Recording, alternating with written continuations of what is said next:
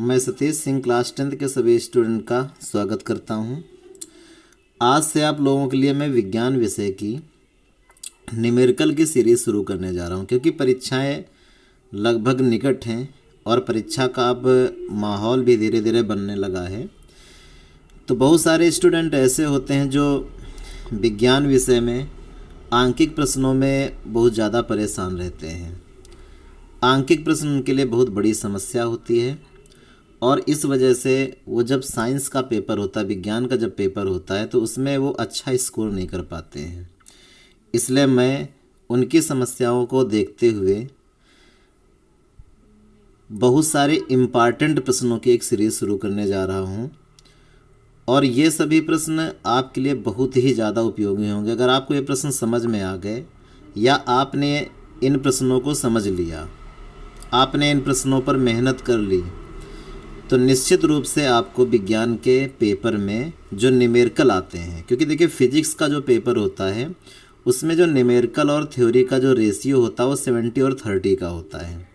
ज़्यादातर क्वेश्चन जो होंगे वो न्यूमेरिकल के होंगे और उसमें कुछ ही क्वेश्चन ऐसे होते हैं जो थ्योरिकल होते हैं। तो न्यूमेरिकल से आप भाग नहीं सकते हैं, आपको न्यूमेरिकल पढ़ने ही पड़ेंगे। इसी वजह से मैं आप लोगों के लिए बहुत ही ज़्यादा जो इम्पॉर्टेंट न्यूमेरिकल हैं सबसे पहले उनको हल करना सिखाऊंगा ताकि आप परीक्षा में अच्छा स्कोर कर सकें। तो सबसे पहला जो लेसन है आपका वो प्रकाश है और प्रकाश को दो भागों में बांटा जाता है, एक तो दर्पण रहता है और दूसरा लेंस रहता है। तो आज आप लोग दर्पण टॉपिक के जो न्यूमेरिकल हैं उनको हल करना सीखेंगे, जिसका पहला न्यूमेरिकल है कि 30 सेंटीमीटर वक्रता त्रिज्या वाले अवतल दर्पण से 20 सेंटीमीटर की दूरी पर वस्तु रखी है, प्रतिबिंब की स्थिति एवं प्रकार बताइए। तो अवतल दर्पण आप लोगों ने देखा ही होगा कि इस प्रकार से अवतल दर्पण होता है। इसके उभरे भाग में पालिश होती है, ऐसा अवतल दर्पण होता है और इसका जो दबा भाग होता है ये परावर्तक तल का कार्य करता है। इसकी जो वक्रता त्रिज्या है वो 30 सेंटीमीटर है।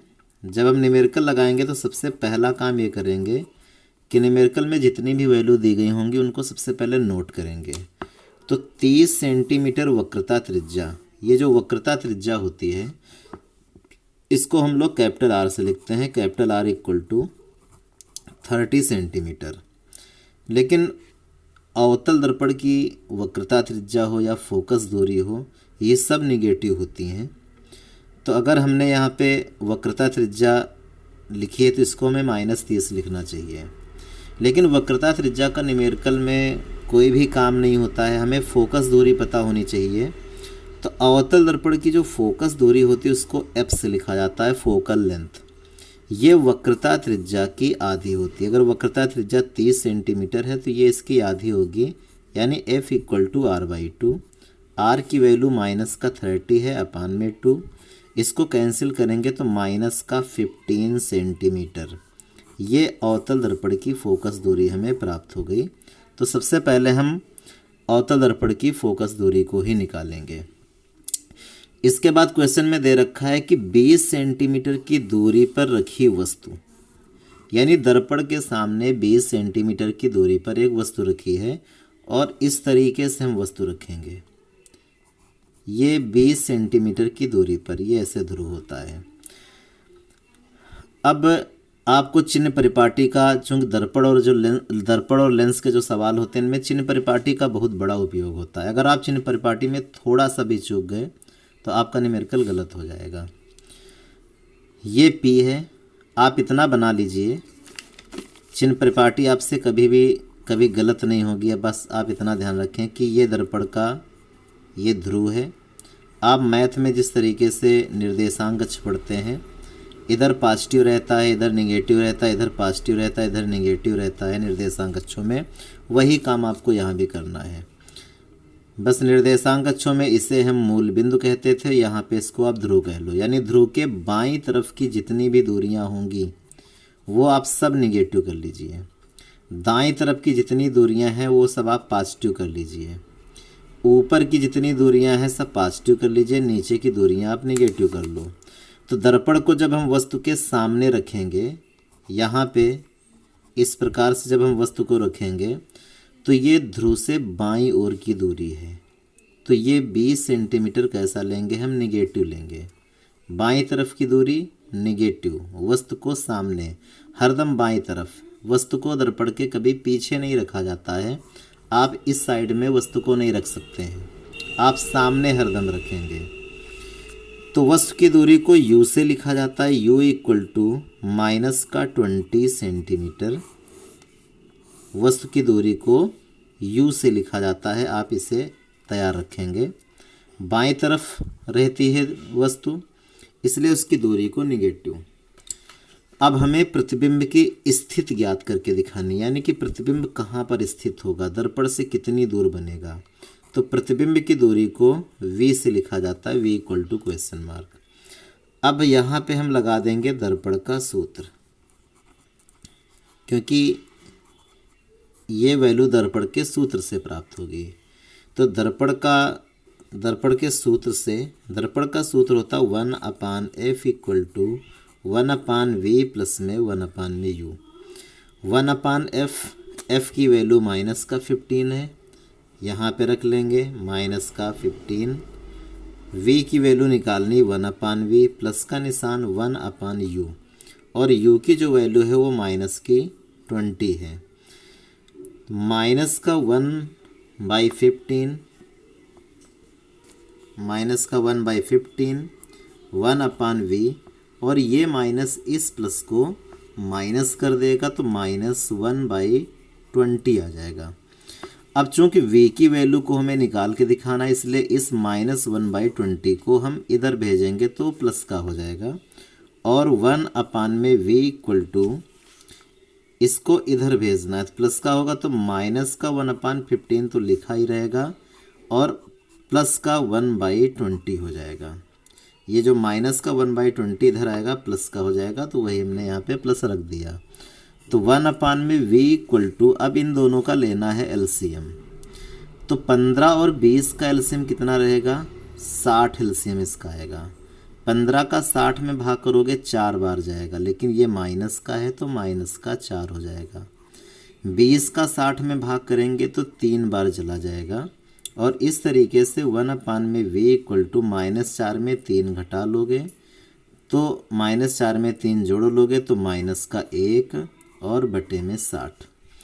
तो 1/v बराबर -1/60, तो v बराबर आ जाएगा -60 सेंटीमीटर। अब जो v का मान है वो निगेटिव है। अभी आपको थोड़ी देर पहले चिन्ह परिपाटी बताई गई थी कि बाईं तरफ की दूरियां निगेटिव होती हैं। तो हमें ये पता चल गया कि प्रतिबिंब की जो दूरी है वो 60 सेंटीमीटर तो है, लेकिन निगेटिव होने के कारण, यानी प्रतिबिंब दर्पण के बाईं ओर बनेगा, यानी कि सामने बनेगा। तो हम जब इसकी प्रकृति बताएंगे, क्योंकि हमें दर्पण की स्थिति तो बतानी, लेकिन साथ साथ में प्रकृति भी बतानी है, उसका प्रकार भी बताना है। तो प्रतिबिंब चूँकि अवतल दर्पण के सामने बनेगा, और ये रूल्स होते हैं, जब प्रतिबिंब अवतल दर्पण के सामने बनता है तो वो सदैव उल्टा होता है, ये उल्टा रहेगा, और उल्टा जो प्रतिबिंब होता है वो वास्तविक होता है, तो इसका मतलब ये वास्तविक भी होगा। तो ये दो बातें हमें यहाँ से पता चल जाती हैं। तो उल्टा बनेगा, वास्तविक बनेगा, और माइनस का निशान हमें ये बताता है कि जो प्रतिबिंब बनेगा वो दर्पण के सामने बनेगा। इस प्रकार से हमें 3 बातें यहाँ पे पता चल गई, और ये पूरा क्वेश्चन सॉल्व हो चुका है। इसके बाद जो नेक्स्ट क्वेश्चन है वो भी बहुत ज़्यादा इम्पॉर्टेंट है, और कई बार परीक्षा में क्वेश्चन पूछा जा चुका है। आपको वही क्वेश्चन यहाँ पे हल कराए जा रहे हैं जो परीक्षा में आ सकते हैं, जिनके आने की संभावना, ये जो बहुत ज़्यादा बार पूछे गए हैं। तो इसका जो दूसरा क्वेश्चन है वो ये है कि 3 सेंटीमीटर के एक बिंब को, बिंब का मतलब होता है वस्तु, कभी कभी जो न्यूमेरिकल होते हैं उनमें बिंब लिख के आ जाता है, जैसे प्रतिबिंब होता है और बिंब होता है, तो बिंब को हम वस्तु कहते हैं। तो 3 सेंटीमीटर के एक बिंब को 20 सेंटीमीटर फोकस दूरी के एक अवतल दर्पण के सामने, इस क्वेश्चन में भी जो दर्पण है वो अवतल है, इस तरीके से अवतल दर्पण बनता है। वस्तु में क्या दिया है, 3 सेंटीमीटर के एक बिंब को, यानी कि जो वस्तु की लंबाई है वो 3 सेंटीमीटर है, और वस्तु की लंबाई को हम लोग यू से ओ से लिखते हैं। जो वस्तुएं होती हैं उनके आकार को ओ से लिखा जाता है, तो हमने ओ इक्वल टू 3 सेंटीमीटर लिख लिया। ओ से इसलिए लिखते हैं क्योंकि वस्तु को, बिंब को हम लोग ऑब्जेक्ट कहते हैं, इसलिए ओ अक्षर का यहाँ पे यूज किया जाता है। और 20 सेंटीमीटर फोकस दूरी के एक अवतल दर्पण, ये 20 सेंटीमीटर फोकस दूरी है। फोकस दूरी को एफ से लिखते हैं, एफ इक्वल टू माइनस का 20 सेंटीमीटर, क्योंकि अवतल दर्पण की फोकस दूरी नेगेटिव होती है, इसलिए माइनस की नोट करेंगे। दर्पण के सामने 10 सेंटीमीटर की दूरी पर रखा गया है। वस्तु को दर्पण के सामने इस प्रकार से 10 सेंटीमीटर की दूरी पर, सामने का मतलब होता है बाईं ओर, और बाईं ओर की जो दूरियां होती हैं वो नेगेटिव होती हैं, इसलिए जो वस्तु की दूरी है उसको हम यू से लिखेंगे, और यू इक्वल टू माइनस का 10 सेंटीमीटर रहेगा। अब कह रहा कि प्रतिबिंब की स्थिति ज्ञात करो। प्रतिबिंब की स्थिति मीन्स है कि प्रतिबिंब कितनी दूरी पर स्थित है। V equal to question mark, हमें प्रकृत बताना है, आकार बताना है, तो आकार, प्रतिबिंब का जो आकार होता है उसको आई से लिखा जाता है, ये निकाल के दिखाना है। और ओ क्या था, ये वस्तु का आकार है। तो सबसे पहले हम वी की वैल्यू निकालेंगे इन 3 से, एफ से, यू से और वी से। इन 3 का इस्तेमाल करके हम वी का मान यहाँ पे ज्ञात कर सकते हैं। तो दर्पण का सूत्र यहाँ पे एक बार फिर हम अप्लाई करेंगे, तो लिखेंगे दर्पण के सूत्र से, और दर्पण का सूत्र क्या होता है, 1 अपान में F equal to 1 upon V plus में 1 अपान यू। तो 1 अपान एफ वो माइनस का 20 है, 1 अपान में वी निकालना है, प्लस का निशान 1 अपान यू, और ये माइनस का 10 है, इसलिए यहाँ पे माइनस का 10 लिख लेते हैं। तो यहाँ पे माइनस का 1/20 और इक्वल टू में 1 अपान में वी और माइनस का 1/10, हमें ये इतना प्राप्त हो गया है। अब माइनस का 1/10 इसको हम पक्षांतर करके इधर भेजेंगे, ये पॉजिटिव हो जाएगा। तो 1 अपान में वी इक्वल टू, ये माइनस का इधर आएगा प्लस का हो जाएगा, तो माइनस का 1/20 लिखा ही रहेगा, प्लस का निशान 1/10। तो 1 अपान वी इक्वल टू 20 ले लेते हैं एलसीएम। 20 का इसमें भाग करेंगे तो एक बार चला जाएगा, लेकिन माइनस का निशान है तो -1, और 10 का 20 में भाग करेंगे 2 बार चला जाएगा, तो यहाँ पे 2 लिख लेते हैं। इस प्रकार से 1/v बराबर 2 में 1 घटा लेंगे, 1 बचेगा और नीचे आ जाएगा 20।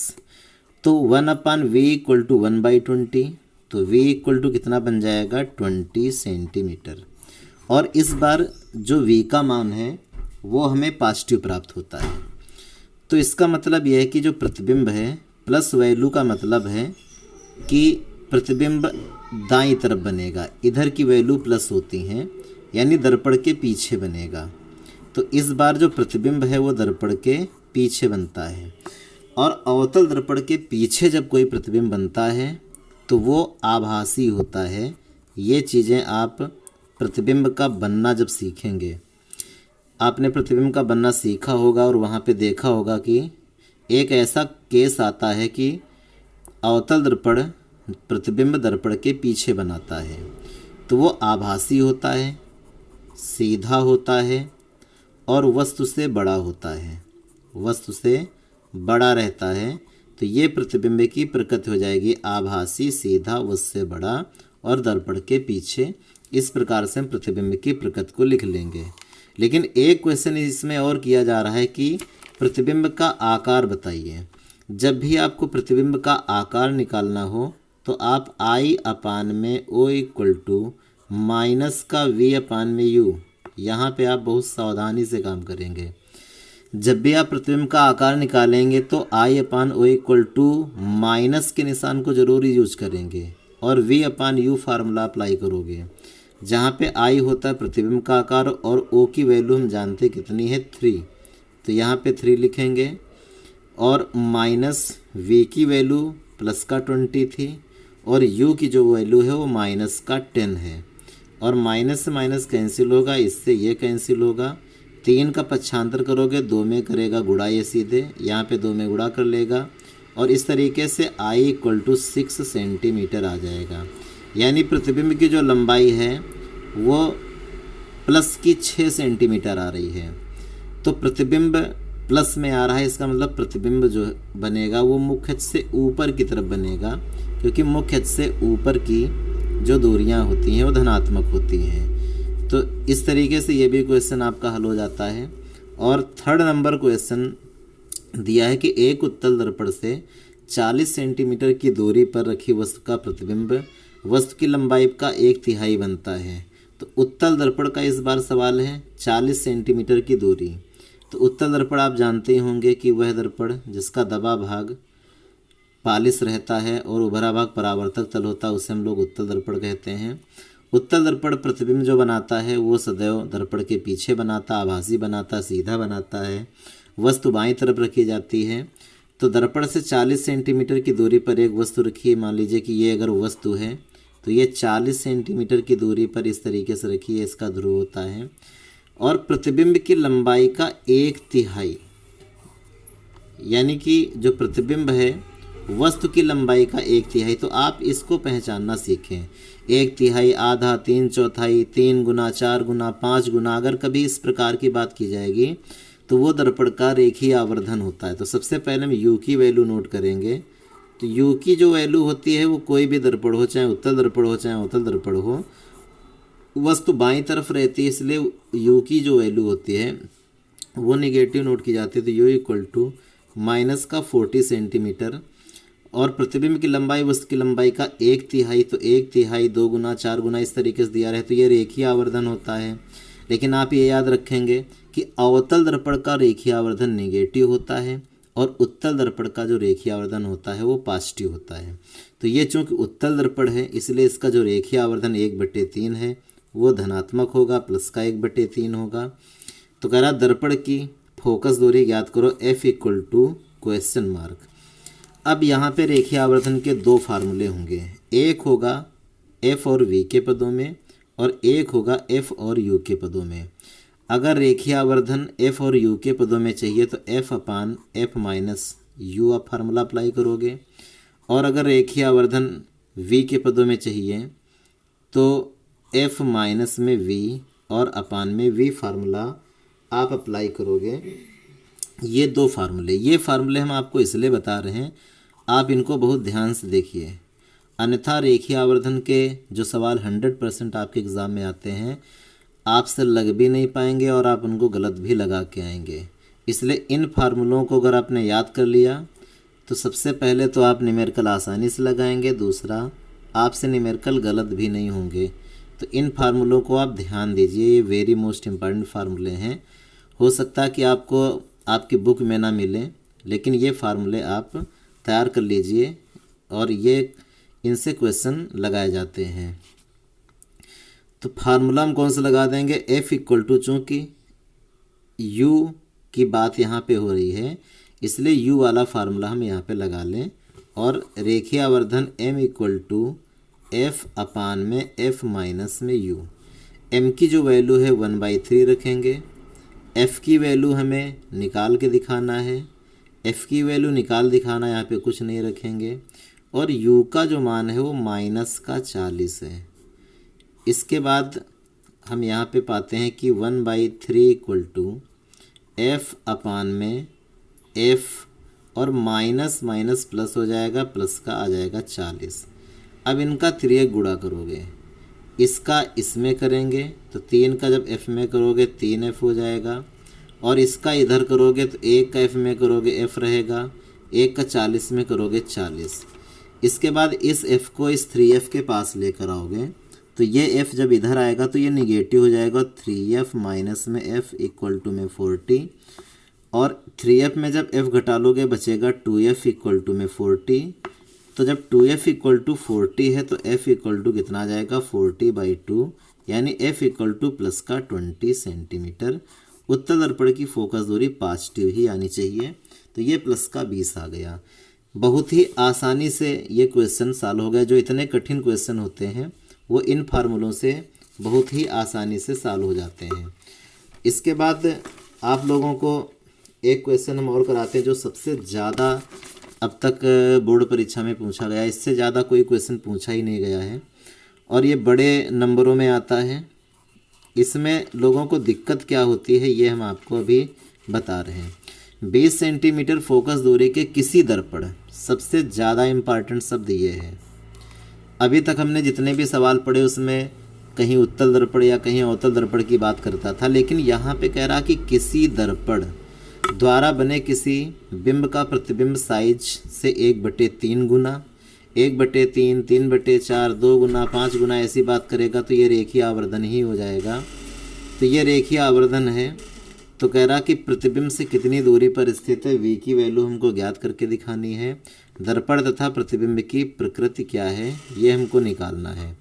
तो किसी दर्पण की जब बात करा, कोई दर्पण यहाँ पे क्लियर नहीं है, तो इसका मतलब ये है कि ऐसे सवाल को हल करने के लिए हमें दोनों प्रकार के दर्पण का यूज करना पड़ेगा, उत्तल दर्पण भी और अवतल दर्पण भी।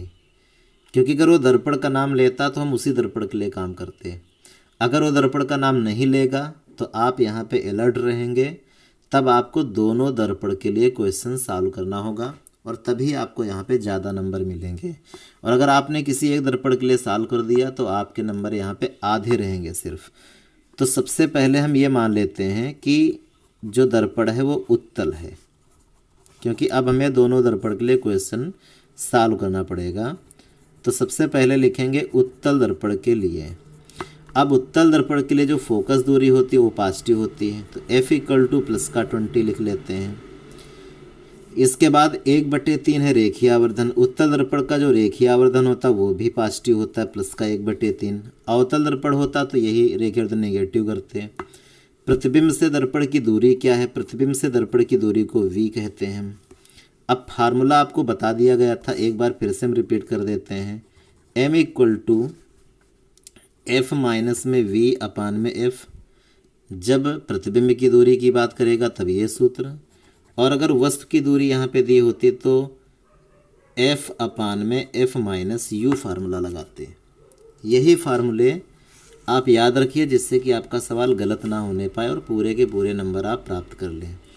तो m = F में v/f, ये फार्मूला लगाते हैं। m की जो वैल्यू है वो 1/3 है, f की वैल्यू यहाँ पे 20 है, -v निकालना है, और नीचे भी क्या रहेगा, f रहेगा, वो कितना रहेगा 20। क्रॉस मल्टीप्लाई करते हैं। क्रॉस मल्टीप्लाई जब करेंगे तो इस 20 का इस 1 में ऐसे गुणा करेंगे तो आ जाएगा 20, और 3 का जब 20 में करोगे 60 बनेगा, माइनस में इसका इसमें भी करेंगे तो बन जाएगा 3 और v आ जाएगा 3v। इसके बाद जब इस 3v को हम माइनस का इसको इधर लेकर आएंगे, चूँकि इसकी वैल्यू निकालना है, तो 3v = 60 माइनस का आ जाएगा 20। 3v = 60 में 20 घटाएंगे बचेगा 40, और इसके बाद v = आ जाएगा 40/3 सेंटीमीटर। इसका मतलब प्रतिबिंब जो बनेगा वो 40/3 सेंटीमीटर की दूरी पर बनेगा। इसके बाद जो सेकंड केस था वो ये था कि यदि दर्पण अवतल है, यदि अवतल दर्पण हो, तो ऐसे केस पे जो फोकस दूरी इसकी थी 20 सेंटीमीटर, अब वो निगेटिव हो जाएगी, तो F = -20 सेंटीमीटर लिखना होगा। और इसका जो रेखीय आवर्धन 1/3 है अवतल दर्पण के लिए वो निगेटिव हो जाएगा, m = -1/3 लिखेंगे। अब एक बार फिर जब v की वैल्यू निकालेंगे तो वही सूत्र अप्लाई करते हैं। रेखीय आवर्धन का m = F में v और अपान में यहाँ पे f लगा देते हैं। तो m की जो वैल्यू रहेगी वो -1/3, f की वैल्यू -20 है, v निकालना है, f की वैल्यू कितना है -1/20, माइनस से ये माइनस कैंसिल कर लेते हैं और क्रॉस मल्टीप्लाई कर लें आपस में। इसका इसमें करेंगे, 20 का 1 में करेंगे तो आ जाएगा 20 = में, और इसके बाद 3 का जब -20 में करेंगे तो -60 बनेगा, और 3 का जब -v में करोगे तो -3v आ जाएगा।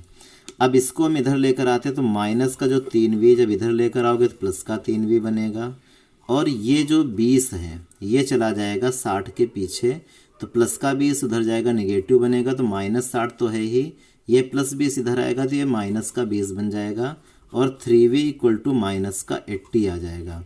तो इस तरीके से v = माइनस का 80/3 सेंटीमीटर। अब v का मान निगेटिव आने का मतलब है कि अब ये जो प्रतिबिंब बनेगा ये दर्पण के सामने बनेगा, दर्पण के सामने, और यहाँ पे क्या था, v का मान पॉजिटिव था, यानी कि प्रतिबिंब कहाँ बनता, ये दर्पण के पीछे बन रहा था। बस इतना दोनों में अंतर है। तो v = माइनस का 80/3। तो ये सभी इम्पॉर्टेंट क्वेश्चन आपको समझ में ज़रूर आए होंगे, और इसके बाद जो भी इम्पॉर्टेंट क्वेश्चन है वो लेंस के रहेंगे, वो आपको अगले वीडियो में दिए जाएंगे। Thank you.